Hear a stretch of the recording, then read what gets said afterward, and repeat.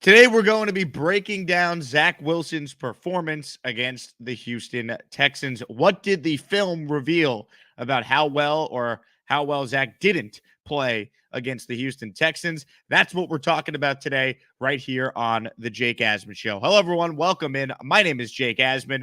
It is a Wednesday program for you as we get you set for another week of Jets football. Eagles coming to MetLife Stadium on Sunday, and there's still a lot to talk about involving the New York Jets. If you're new to the channel, I ask that you help us by subscribing right over here. Smash the red subscribe button on the right-hand side of your screen. You also can support this channel by liking the video. It's super easy. All you have to do is smash the like button down below. That's that thumbs up icon. More likes, more subscribers, the more this channel continues to grow. Thank you for always taking the time to watch my videos. And if you want to interact with me outside of YouTube, Twitter and Instagram at Jake Asman is where you could follow me. During every Jets game, I live tweet all my thoughts in real time. With that being said, let's bring on today's guest. He's been on the channel a bunch. We love having him. He is the great Will Parkinson. He is the host of the Turn on the Jets podcast, and he joins us now. Will, as always, appreciate the time, man. Thanks for being with us.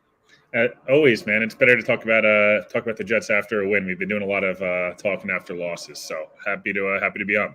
No doubt, man. And I wanted to bring you on because what I love about what you bring to the table is you go back after every game and you look at the film, you break it down, you see what's working for one player, what's not for another. Obviously, all the spotlights on the Jets quarterback and Zach Wilson making his return after missing 4 games. When you had a chance to rewatch what Zach did, give us your breakdown. What really stood out in his performance? Yeah, I mean the thing that's I guess we'll start negative and then I'll get to the positive because there's a little bit more negative, to be honest with you. It's still a lot of double clutching, a lot of I think he's seeing the right things. I just don't think he's feeling confident enough to pull the trigger. There's a couple ones. There's the play that he fumbled, for example, is one that really stood out to me. Elijah Moore runs a spectacular, like the stick nod out in the slot, and he's wide open, and he beats his guy pretty quickly. And Zach, has right eyes, looks off to the linebacker to get back to Elijah. And by the time he gets back to him, he kind of doesn't trust he doesn't trust that he's seeing what he is, which he's seeing the right stuff, and then doesn't throw it. He fumbles. And it's a little frustrating, to be honest with you, just because I feel like he's made a lot of steps, but it's maybe not translating on Sundays yet.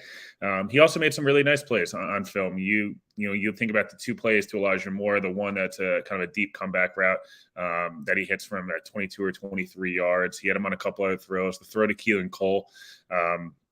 Well, it felt like on the broadcast that it was kind of Zach made a bad throw. I think he thought Keelan Cole would sit, which was the right decision. And, he fired it in there. It was a good throw. So it just was one of those performances where starts 1 of 7. I think he had 1 of 7 for 6 yards, and then finishes 14-18. Leads 2 touchdown drives and missed field goal. So it's not like it was all bad, but the interception again on film isn't quite as bad. My only qualms with that would be, while the decision wasn't horrible, and Ty Johnson was looking at him when he released the ball, and I totally understand kind of his thinking, but you'd like to see from a rookie. While on film it doesn't look as bad, it's 3rd and 17. You're in your own territory. You've got a little bit of momentum there, and you need the defense to, you can't give this defense short fields as good as they've played the last 2 weeks. So when you make that decision, yes, it's an unfortuitous bounce, and you can make all the excuses you want. Me and you have done that enough with Sam Darnold. I'm trying really hard not to do that this time around. Just eat the ball. Slide. It's a 4-yard gain. You punt. You live to see another day. There's just not really an excuse for that. So those are the 2 ones that frustrated me: the potential turnover and then the actual turnover. Where, and again, the other last one I guess I'll point out was the one on the goal line. That first drive. Again, I think Zach's seeing all the right things. Elijah slips, and I'm glad he doesn't throw the ball there. But you have to know, they got to throw or get out of there because you can't really take a sack in that position. So. Those are some plays that stood out to me, but overall, I don't think it was quite as bad as on TV, but there's definitely still a lot of hesitancy and not trusting what he's seeing, which a lot of times actually is the right thing. What do you think Zach could build upon from this game? First game coming off injury, he looked a little rusty being there watching it, a little uncomfortable, unsure where to go at first, but you mentioned it. He finished 14 of 18 after the 1 of 6 starts. So What do you make of some of the things that maybe he could build upon now that he has that first game back from injury in the books? Yeah, I mean, I guess the stuff that you could build on is look, the Jets got to win. And I know it sounds cliche, and I think me and you talked about this post. I mean, it was the Miami game or the Buffalo game. I can't remember which game, but the issue for the Jets has been even the flashes you saw with the Sam Darnold, for example, or at points of their guys. It was like the Jets would flash in a loss, and then it would like build up, and they never figured out how to win. And then Sam started playing worse, and it was like the team doesn't know how to win, and Sam's not very good. Zach Wilson learning in a loss and building on a much stronger second half. And look, he finished 14-18. The rushing touchdown was nice, even on a knee that feels like he's not comfortable with yet. And I think it's more mental. I don't think physically he's not 100% healthy. I think he's never played with a knee brace before. And I think he's no idea, like he doesn't want to get hurt. And it's running to the same sideline where he got hurt. It's the same kind of play. And like getting over that stuff as someone who literally went through like the same thing. Like my leg exploded. And then after that, it took a long time to get confident in it. So I think the confidence of knowing, like, I got through this game. We got a W. The second half was much, much better. Him and Elijah started to heat up a little bit. A couple big fourth down conversions. Do I think Zach played, like, again, spectacular in the second half? No, but he managed the game well. He made the plays he needed to. Look, if Ryan Griffin catches that ball on probably the best play of the day for Zach, rolls out to the left, off-platform throw, hits him on a perfect ball right in the chest, back of the end zone. You're like, that would have been, wow, two total touchdowns, a pick. 150 yards isn't great, but probably whatever, finish at 180 yards. So that's the stuff I'd like to see them attack more down the field. The offensive line struggled early. I think he needs to trust that offensive line more. I know they struggled a little bit early, but they've gotten much better, and they bullied the Texans up front in the run game. So trusting himself a little bit more of like, I have time here and not getting skittish in the pocket a little bit, not wanting to, break out. Those are the things I think he could build on is like, I got out of this game healthy. We got a W, and I looked better in the second half. Corey Davis coming back, as much as he's underwhelmed, I think should help him a lot. Denzel Mims should be back this week as well. Those are the guys that I think he likes that big body, target, and him and Elijah will start to continue to build chemistry. Every game presents different challenges. The Texans sat in a lot of too high shell, which isn't really like you have to take the easy stuff. And I think once Zach is able to know, like, I can make these throws and not force it, that's when you'll start to see those numbers take off, similar to, I guess, what Mike White and Josh Johnson and Flacco did. What has to happen for Zach to start faster? Because obviously, you could get away with starting slow against the Texans. They're terrible, right? You're down 14-3, but you're still in the game because they just don't score. Against a better team, that could be it. And we've seen that at times this year where the Jets got off to a slow start. If the defense can't pick them up, well, then they can get blown out. What has to happen play calling wise? Is it play calling? Is it just Zach just executing more early? Like, what are you seeing in these slow starts? I don't know. It's weird. I mean, it's every game. It's like 1 of 6, 1 of 7. The New England game obviously is the epitome of it. But even Carolina, where he finished with 297 yards, the 2 touchdowns, he started 1 of 7 for like 4 yards. So I think he like kind of needs to get hit early. I know it's like one of those things that's stupid, but I almost think the Jets want maybe take a shot earlier in the game, maybe first or second play of the game, take like a deep bomb shot. It seems to get him going more than where he feels like he's like aiming. And I know we've talked about this before. It just feels like a lot of that short stuff, he's aiming and he's just letting it rip like 100 miles an hour. And I think he even said it after the game. There's a quote of him saying like, I don't know how to do anything other than play ball and throw missiles. And like, he'll get better at that. Touch will come with time and then confidence and just knowing his surroundings, but they've got to get started earlier on both a play calling perspective. LaFleur's been awesome, but almost like he's been better adjusting off script, which is really impressive, by the way. I think there's a lot to be said for what LaFleur's done. That drive that really settled the Jets down 14-3. They had that long drive, a lot of good mix of run and pass. I like to see the Jets continue to run the ball early in games, and I know people don't want to hear that and that stuff, but they have run the ball better the last couple of weeks. They've started to get in a good rhythm here. Philly's a good defense, but if the Jets can, attack them early and get them kind of guessing, it opens up that play action game. So there's a lot of factors, but it feels like the first quarter is Zach's biggest enemy, and they might be needed to change up his warm-up routine, something in practice, because quarters 2 through 4 has been pretty decent. But the first quarter has killed them every single game, especially on the road. So coming home, you hope that even the Tennessee game, he was fantastic. Rookie of the week, makes some of the best plays you've seen all season. He was pretty bad in the first quarter. And then it's like he gets settled in. So there's a lot of things that go into it, but I'd like to see them start a little bit faster, even just like a screen pass, because it seems like they at least completed the screen passes this week, which frankly is impressive considering what we saw in the Atlanta game, for example. So there's a lot of factors there, but just got to start faster. Like, it's just simple. I don't know how else to explain it. He's Will Parkinson. My name is Jake Asman. This is the Jake Asman Show. We're going to talk more about the Texan game. We're going to get some takes from Will on what else stood out when he watched back the game film, and we'll look ahead to the matchup with the Philadelphia Eagles on Sunday. But first, if you're just tuning in, I want to tell everyone that support for the Jake Asman Show is brought to you by Manscaped. Manscaped is the best in men's below-the-waist grooming. Manscaped offers precision tools for your family jewels. Now, trust me, Manscaped has just launched the Lawnmower 4.0. I have tested it out, and it is tremendous. The Lawnmower 4.0, as good as advertised, is their fourth-generation trimmer, and we're going to give you the opportunity on this show. If you want one for 20% off, you go to manscaped.com and use the promo code Asman. You'll get free shipping as well. So manscaped.com, promo code Asman, 20% off plus free shipping. And as Manscaped would say, unlock your confidence and always use the right tools for the job with Manscaped. Well, with that being said, we mentioned it. The Jets did get a win here, right? I mean, it seems like some fans are talking about all the negatives, but the reality is you're much better off learning from wins, as Zach Wilson would say, than having to learn from a loss. Besides Wilson, what else stood out to you in this Jets 21-14 win over Houston? I just wanted to get this out of the way. By the way, I've been waiting. We've been talking about this all week. I'm not saying fans have to love Zach Wilson and they have to be, so obsessed with him and like defend everything he does. And he has not played well other than like 6 or 7 quarters this year. Totally understand that. I'm not going to tell people how to be fans, but just pure I didn't want Zach initially, so I'm going to root against him, or I'm done with rookie quarterbacks, or all these different things, or he voted for Trump, which he's never even talked about politics one time, so I don't know why that's relevant. He's the franchise quarterback. He's not going anywhere, and if you don't want to deal with rookie quarterbacks anymore, the Jets need to develop him and let him play for a while, because otherwise they're just going to be doing the same thing over again. So I just would prefer if the discourse around it is the Jets won and focus on some of the positives, because if you just draw yourself in a negative, you're memeing yourself, and then people are the national media is just going to crush the Jets, the way they normally do. In terms of kind of what stood out to me from this victory is John Franklin Myers, Quincy Williams, even guys like Ronnie Blair got involved big time. Sheldon Rankins, both in the run and the pass game. This defensive line has not traveled well all year. That's probably been their biggest struggle. It's probably part of the reason the Jets are 3-8 is, the defense, other than the offensive struggles, the defense has been pretty poor.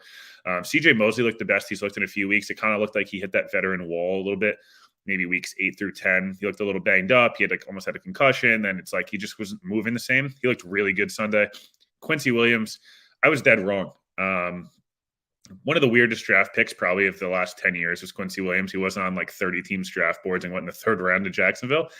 But since then, since he's gotten here, he plays 100 miles an hour. He's looked really good.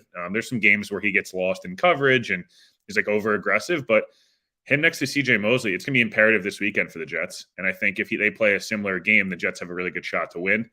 I think Ashton Davis has stood out. He started to play a lot better each week. It's just incremental progress for me. That's what's important. It's his eyes getting quicker, making better plays. He takes some bad angles from time to time, and I won't excuse that. But the guy was a walk-on at Cal. He was a track guy. He's physical. He's physical as hell, and he's started to get better and better. He's caused the most turnovers on this Jets defense, which is crazy to think about, considering he missed 4 or 5 games. So a lot really stood out defensively. AVT continues to stand out. Every big Jets offensive play either comes behind him in pass pro, or especially behind him in the running game. It's a home run hit. And I'm sure you've talked about this. I know people that follow you on Twitter, you talked about a lot about the Jamal Adams stuff. There's a good chance the Jets end up with, wherever this pick ends up, between 2 and 12, whatever it is, the Jets will likely end up with 2 franchise cornerstones in AVT and somebody else, for Jamal Adams. So you have to just think about it in that sense. I would take AVT for Jamal Adams straight up right now, let alone getting a second guy. So there's a lot that stood out. The running backs played really well. I thought this is one of their better games, and that's without Michael Card, who probably would have had 100 yards on Sunday. I thought, it was a shame to see him not playing. Other than that, the receivers they're kind of up and down with Zach right now. I just think there's a lack of maybe chemistry there. I'm not really sure what it is. But overall, like I said, defensive line stepped up. They're going to need them big time this week. The linebackers are probably the most important matchup. They played really well Sunday. The Jets played well. The Eagles are going to run the heck out of the ball. They're going to probably run it 50 times. if you're up for the challenge, like the Giants defense was, who's just as bad as the Jets defense, the Jets could win this game. And if not, Jalen Hurts and company are going to rush for 200, 300 yards, and it's going to be a long day for people like myself sitting in the 20-degree cold to watch a 4-8 or 3-8 versus 4-7 game or 5-7. Yeah, no doubt, man. That's one thing about NRG Stadium I certainly enjoyed. Not that it was that cold in Houston on Sunday. It was like 55 degrees at kickoff, but Dome Stadium, you wouldn't know. It was 72 degrees and perfect temperature inside NRG, and a ton of Jet fans, obviously, were there to support the team, which was a lot of fun. You mentioned John Franklin Myers and Quincy Williams. I think it's worth pointing this out. Like, Joe Douglas hasn't been the perfect GM so far, but he's certainly been much better than McCagden and John Izek combined, and he seems like he has certainly a legitimate plan. We could get on him for some draft picks or some free agent signings and whatnot, but ultimately, you look at some of his moves. The trades have all worked out, obviously. The draft class for 2021, pending Zach, looks outstanding right now. And then you look at some of his waiver wire pickups, right? Quincy Williams, off waivers. John Franklin Myers, off waivers. Jets don't win this game against the Texans without the contributions from both those guys. So, Douglas has done a lot of good things in limited amount of time so far as Jets GM. Yeah, I would say we've talked about this before. It's been a majority of the free agency signings that I think is part of the issue. But if you look at even guys like a Bryce Huff, undrafted free agent, Isaiah Dunn, who's contributed right away, and I'm not saying he's an all-world corner, but he's getting value out of late-round picks, undrafted guys, waiver wire guys, even the LDT trade. Look, I don't know how much from what I've seen, LDT is a better run blocker than GVR, but it's not he's not great either. But he basically got him for free if you think about it, and he's an upgrade, at least in some sense, at right guard for the Jets, and could help Zach develop slightly more than maybe Greg Van Roten could have. George Fant's and Morgan Moses have been pretty legitimate tackles, and obviously it's frustrating Becton hasn't been playing, but at least it's not been like a disaster of a contract. That Fant contract, when they signed him, everyone's like, "What the hell is this?" Like, this guy isn't even a starter, and then he's developed nicely. He's not great, but he's fine. And I'm not going to kill Douglas for that. So, yeah, Quincy Williams and John Franklin Myers. John Franklin Myers he had a little bit of a dip. He's been playing through an injury, I believe a hip injury. He looked really good through the Tennessee game, got the big contract, had a dip. He was really good against Miami 2 weeks ago. I know he had the killer roughing the passer call, and I think that was frustration of I'm right there and I just can't finish it off. And he was awesome Sunday. There's no doubt about that. They're going to need him big time this weekend. I saw one of the comments I was just kind of reading through while you were going. The Jets play more of a 4-2-5 defense. They've kind of gone to. They only really play with 2 linebackers right now. And then they just use, 3 corners and 2 safeties. It's usually going to be Elijah Riley, Asher Davis in the back end, who've improved at least the last couple of weeks. And then I'll usually go Bryce Hall, Michael Carter the second, and then Guidry, or Eccles, whoever else is out there. So I just wanted to. I think it's Salmon Jets 718 or something. Just wanted to clarify that one. There you go. All right, let's look ahead, though, to this Eagles game on Sunday. What do you make of the matchup? I mean, obviously, there's still an unknown as to who the quarterback for Philly will be. If it's Jalen Hurts, certainly you got to worry about him running more than if it's Gardner Minshew playing quarterback. What do you make of this matchup? I mean, on paper, it looks like another winnable game for the Jets. Yeah, this is a game that, if they're going to lose, they better not be getting blown out in. That's all I'm going to say about that. Yeah, this game should not be. I mean, the Jets are 7-point underdogs at home, which is pretty significant underdog, especially at home. There's probably going to be a lot of Eagles fans there. It's an easy commute for a lot of Eagles fans. I'm sure there'll be a mix, but Zach Wilson playing, the Jets coming off a win, you hope that the stadium will be a little bit more, full than normal.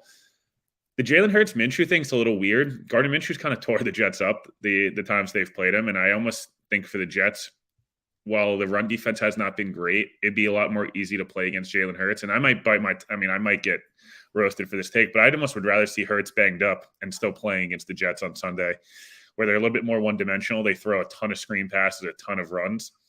Then Minshew, who kind of runs around the pocket, and it's you just have no idea what you're going to get.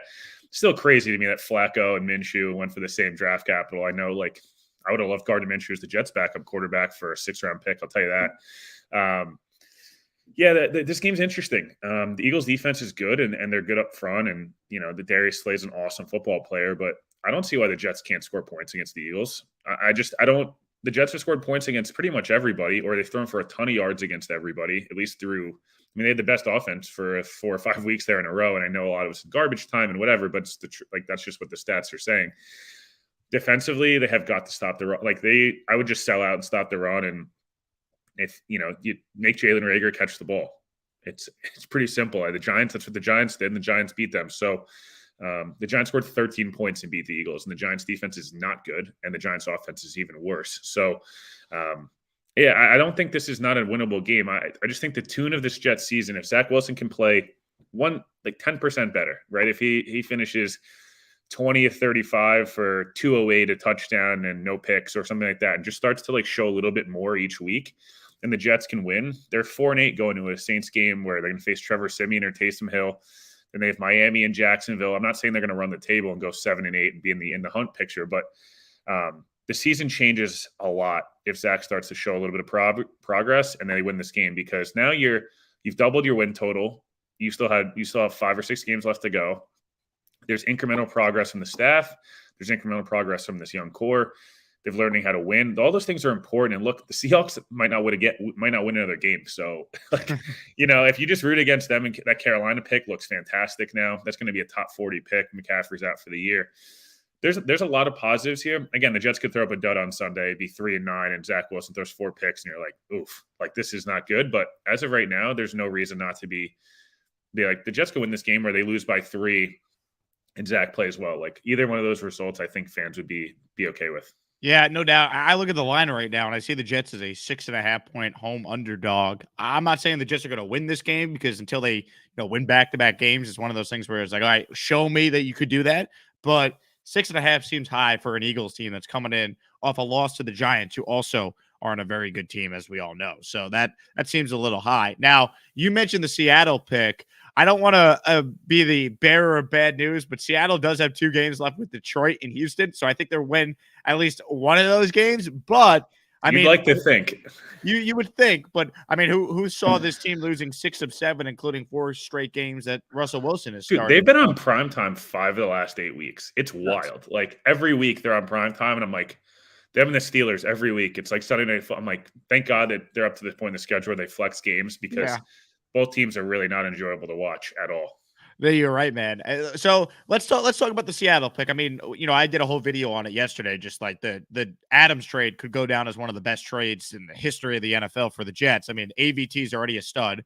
I agree with you. Right now, I wouldn't do Jamal Adams for AVT straight up. Give me Elijah Vera Tucker, plays a more premium position, younger, cost control. That's the other thing. We know Adams is a good player. He's not worth $18 million a year if he's going to have 0 sacks this season on a 3-8 football team. No doubt about that. But, let's say for the sake of this conversation, because right now we know it's the 4th and 5th overall pick, I think it's safe to say that the Jets and Seattle should both be picking in the top 10. So if the Jets have 2 top 10 picks, what's your ideal plan if you're Joe Douglas? Yeah, I mean, I guess number one, if the Jets are picking the top 3, is get one of the 2 premium edge rushers. Hutchinson, who gives a ton of J.J. Watt vibes and a ton of different guys. My co-host on the radio here calls him Wolverine Watt. That's his nickname. Yeah, he looks like – I mean, that's sick. I would die for J.J. Watt, prime J.J. Watt in the Jets. Hutchinson and Thibodeau are the 2 premium edges that I think, you grab one of those guys, and an edge room of John Franklin Myers, Bryce Huff, Carl Lawson, and whatever one of those guys. It looks a lot like San Francisco's defensive line from their Super Bowl run, which is where this defense thrives, because then you protect the corners, they play off, the linebackers can fly around, and you make a ton of plays. That's how this defense is supposed to work. Hyper-aggressive edge rushers cause absolute havoc, and then teams, then you have athletic linebackers that run sideline to sideline, make plays, and the corners and safeties don't get beat. So just for a preview of what the ideal Saleh defense looks like. So an edge rusher, I think, is basically the ideal pick. Then you kind of go to – I'm not a fan of them drafting a tackle in the top 10, and here's why. They have gotten more than admirable tackle play from Moses and Fant, who cost a combined $13 million.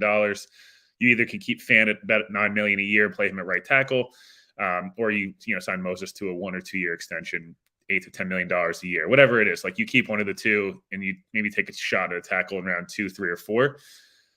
I just think that look at the Packers offensive line. You look at the Cowboys offensive line, all these different, they've got 1 or 2 first rounders usually. And then it's a lot of developing guys hitting on free agency. The Packers have lost Elton Jenkins this year. They have not had 1 snap of David Bakhtiari, who's the best tackle in football. Corey Linsley was the best center in football last year and left. And their offensive line is pretty elite. They have signed guys. They've developed guys later in the draft.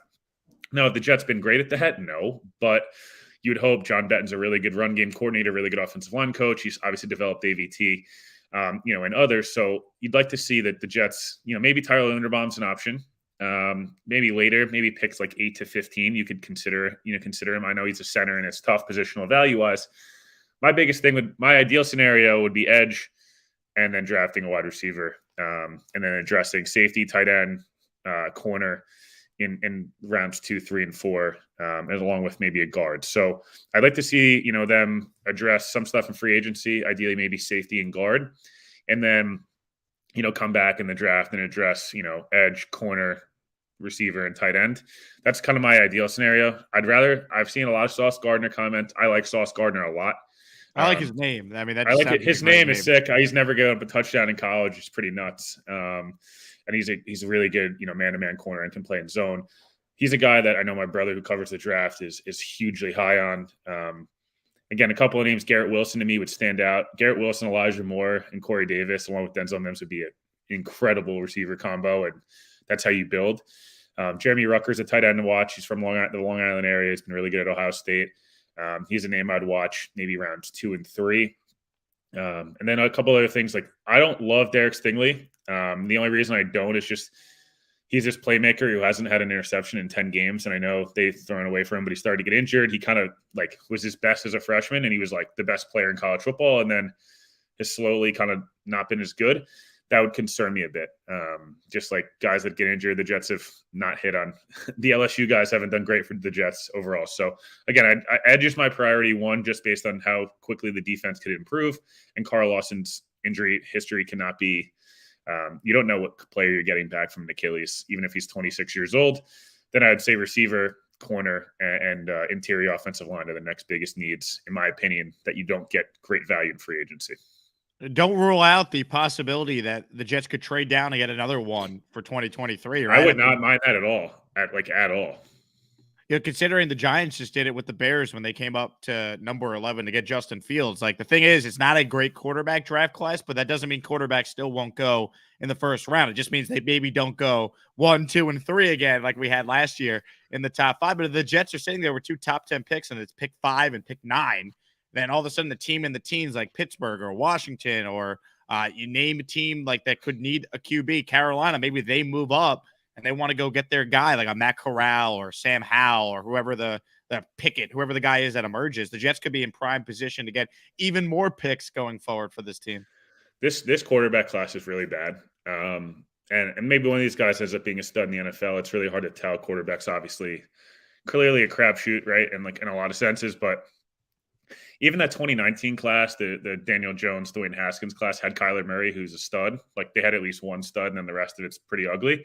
I don't know that there's a great quarterback in this class. There's a lot of guys that have some flashes, big arm or, athletic or whatever. Just no one, when you realize, when you look at the Heisman and like, there's not one of these guys that's even close. Matt Corral maybe, or Kenny Pickett maybe, I guess. But, man, you got to hope that the Senior Bowl, one of these guys tears it up. They're all going to be there, which is really cool. I actually think it's really exciting. I'm going to be down there, but you got to hope one of these guys tears it up. If you're the Jets, if you're the Texans, one of these teams, because the Texans and the Lions I don't think they're going to, bite on one of these guys. I think they'll be, more likely to wait till 2023 with CJ Stroud and Bryce Young and guys like that, and kind of just suck for one more year. But in the Jets case, like this is a great draft to not need a quarterback. Like the Jets, right. The Jets have a ton of leverage. And, and free agency is going to play a huge factor here. I think, like, again, how guys like Mekhi Becton, if he's able to come back, he's going to start practicing shortly. If he shows some promise the last couple of weeks or guys like that you can go, oh, Denzel Mims actually looks pretty good here. Like maybe we don't need a receiver this early and we can draft the guy in the second round or something. Like there's a lot of factors here. But if the Jets can address some of these things in free agency, which they have not over the last couple of years, there's no excuse for Joe Douglas not to be aggressive because it's going to be year 4. The Jets are going to be in the year 2 of a rookie quarterback deal. They're going to be in the year 2 of a lot of their other guys' deals. Like they need to start they have the opportunity with the cap going up, the ability to, they don't really have any big extensions to sign, maybe a Marcus Mayer or Quincy Williams. But man, if they're aggressive in free agency, that draft is going to start to look like putting hefty pieces together. Again, all about Zach. I know that, but there is quite a bit of potential and opportunity here for the Jets to get good pretty quickly. And no reason they shouldn't be between an 8 and 10 win team next year if things go the right way. No doubt, man. That's got to be at some point. It's got to be about winning games. And we're getting to that point now with the regime being on the same page, quarterback, head coach, GM getting a couple draft classes that look pretty good. And, this offseason, we talked about it a lot already. Potentially 2 top 10 picks, including 7 total picks in the first 4 rounds and $50 million in cap space. Like, this is a patient year for the Jet fan. If they could end the year strong with Zach playing well, it might be the most exciting offseason the Jet fan has had in forever. So no doubt about that. Yeah, even I know they have $51 million, but there's $9 million from Shaq Lawson that could be cut. There's $9 or $10 million from Morgan Moses. There's GVR's $5 or $6 million. Connor McGovern's 11 or 12. There's a lot of guys who are no lock to be on this roster next year by any means. I know you covered Shaq Lawson in Houston. I'm obviously covering him now in New York. He has a half a sack and 1 interception in 10 games. So he's certainly not a $10 million a year player. So there's not only some of the room they already have, but man, there's a lot of guys on this roster who are disposable pieces that probably don't want on your roster if you're competing for a playoff spot, especially at the figure they're at. Will, tell people how they could find all your work for those maybe just hearing you for the first time. Yeah, turnonthejets.com or Turn on the Jets, Apple, Spotify, Google Play, wherever you get your podcast. Weekly articles, weekly podcast. I try to have the biggest names in football, players, analysts. Jake's been on a bunch. He's been fantastic. Foreign players. We cover a lot. I cover a ton of Jet stuff, and then I do some of the general NFL stuff as well. Will PA11 on Twitter, Instagram, and TikTok is best place to find me. I, like Jake, try to bring a lot of juice to Twitter, and not in a hot take way. And if hot takes are your thing, I'm probably not the guy you want to follow. I try to just provide some insight. So yeah, Turn on the Jets, turnonthejets.com. A lot of great stuff happening, and try to get as much content for the people as possible. There you go. He's Will Parkinson. My name is Jake Asman. Thanks to everyone who took time to watch today's show. If you're new to the channel, I asked you help us out. You subscribe, hit that red subscribe button on the right-hand side of your screen. And if you already subscribe, well, it's very easy. All you got to do is just like the video down below. It costs nothing. All it does is just boost the YouTube algorithm. So if you could help me out and click that thumbs up icon, that helps this channel continue to grow. Will, glad we can make this work, man. Awesome to talk to you coming off a win. And let's hope we can do it again next week if the Jets could go out there and beat the Eagles on Sunday. I'll be very happy to leave MetLife, after a win and sit in traffic. And yes, Khalil, the Jets should go after Davante Adams. They won't get him, but I would give him whatever. Oh, blank check. The dude is ridiculous at football. Yes, would I like Davante Adams? I would. Do I think the Jets get him? I don't. But crazier things have happened. See you never. Zach and a pick for Aaron Rodgers and Davante Adams. Who says no? I probably would do that. Yeah, I would too. I probably would do that. Will, thanks, man. Enjoy the rest of your day. Thanks, man. Thanks to everyone who took time to watch. My name is Jake Asman. This has been the Jake Asman Show. We're signing off. See you, everybody.